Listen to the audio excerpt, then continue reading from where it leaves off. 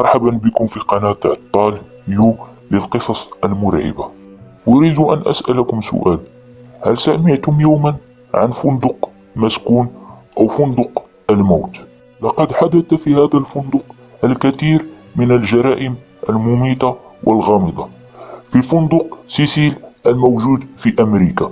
ولكن هناك من يقول أن الجرائم يقوم بها الجن أو الشياطين، وهناك من يقول أن هذا الفندق مسكون من طرف قاتل متسلسل، لكن الحقيقة لا يعلم بها إلا الله سبحانه وتعالى. ولكن الغريب في الأمر هو أن الفندق تتم فيه هذه الجرائم منذ نشأته سنة 1927، ولكن الناس ما زالت تذهب إليه ولا يهمها شيء. يقع فندق سيسيل بمدينة لوس أنجلوس في أمريكا، في أكبر شارع رئيسي، ويعتبر الفندق هو أكبر فندق في لوس أنجلوس. ولكن المشكلة هو أن الفندق شهد العديد من حالات القتل البشعة بداخله بعد نشأته بسنوات قليلة. وفي عام 1947 عثروا على جثة إليزابيث شور الممثلة الأمريكية، التي كانت تبلغ من عمرها 22 عاما، وكانت جثتها مشوهة للغاية، لدرجة أنه في البداية لم تتعرف الشرطة على جثتها بسهولة، فقد قطعت في منتصف خصرها وقطعت أيضا من فمها إلى أذنيها. ولكن الشيء الغريب في هذه القضية هو أن الشرطة لم تجد نقطة من الدم في مكان الجريمة، ولم يتم القبض على القاتل. ولكن في عام 1964 حدثت جريمة أخرى في فندق سيسيل، وضحيتها هي فتاة البالغة من عمرها 25 عاما، واسمها بيجون غولد، التي وجدوها مقتولة في غرفتها، حيث تم اعتداء عليها وطعنها وخنقها حتى فارقت الحياة. وعندما فتشت الشرطة غرفتها وجدوا حقيبة صغيرة التي تحمل أوراقها الشخصية. ولكن الغريب في الأمر هو أن الشرطة لم تجد لهذه الجريمة حل حتى الآن. ولكن من أغرب الجرائم التي حدثت في فندق سيسيل هي الجريمة التي كانت ضحيتها هو جورج جانين، البالغ من عمره 65 عاما.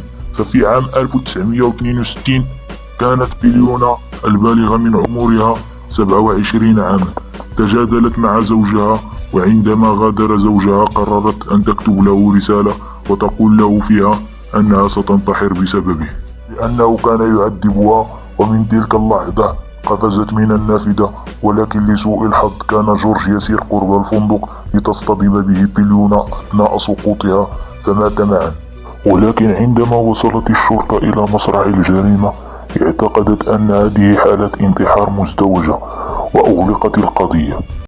وفي عام 2013 عثروا على فتاة اسمها إليسا، كانت مقتولة وعارية تماما في خزنة المياه، وظنت الشرطة أن هذه مجرد حادثة غرق. وعندما بحثت الشرطة قليلا عن إليسا وجدوها أنها في الأصل من فات كفور، وأتت إلى لوس أنجلوس ونزلت في فندق سيسيل، وتم تسجيل لها بعض اللقطات في مصعد الفندق، وكانت خائفة بشدة لأنها كانت تضغط الأزرار لعدة طوابق، وعندما يفتح باب المصعد تنظر برأسها خارج المصعد وتبحث عن شيء، ثم تعود داخل المصعد مرة أخرى. لكن الشيء الغريب هو أن كاميرا المراقبة كانت تظهر أن إليسا كانت تتكلم مع شخص غير مرئي، ثم تخرج من المصعد بسرعة. ولكن من خلال تلك اللقطات التي صورتها كاميرا المراقبة يتضح أن هناك شيء يطارد إليسا، وكانت هي تحاول الهروب منه، لكن في النهاية لم تستطيع الهروب منه واستسلمت لمصيرها الحاسم.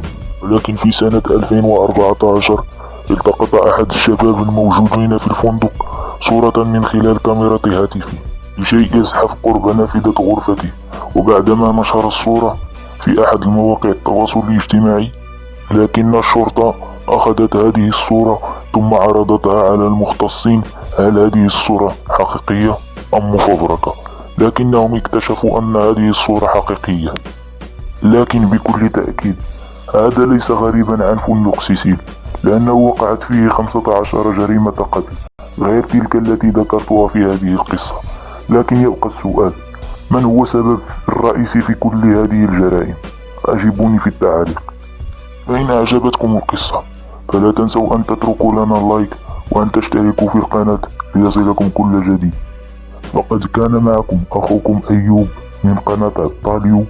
دمتم في رعاية الله وحفظه، والسلام عليكم ورحمة الله تعالى وبركاته.